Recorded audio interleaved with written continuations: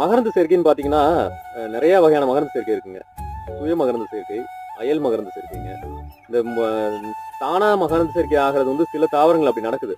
ஏன்னா, அது தேனீக்கள் இல்லைன்னா கூட அது பிரச்சனை இல்ல. தேனீக்களோ இல்ல மகரந்த சேர்க்கையாளர்கள் இல்லைன்னா கூட பிரச்சனை இல்ல. ஆனா, சில பல தாவரங்கள் பார்த்தீங்கன்னா, நம்ம சாப்பிடுற அது 80% உணவுகள் பார்த்தீங்கன்னா, மகரந்த சேர்க்கை பண்ணியே ஆகணுங்க. அதுவும் பர்ட்டிகுலரா தேனீக்களால மகரந்த சேர்க்கை பண்ணியே ஆகணும். பொதுவா பார்த்தீங்கன்னா, மகரந்த சேர்க்கையாளர் நெறைய இருக்காங்க.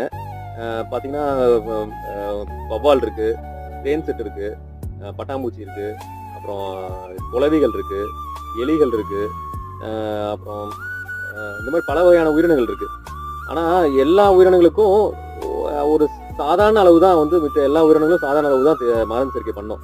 ஆனா தேனீக்கள் வந்து அதிகபட்சம் மகரந்த சேர்க்கை பண்றது தேனீக்கள் தாங்க. இந்த உலகத்துல எத்தனை தேனீக்கள் இருக்கு தெரியுமா? எத்தனை வகையான தேனீக்கள் இருக்கு தெரியுமா? மொத்தம் வந்து 20,000 வகை தேனீக்கள் இருக்குங்க.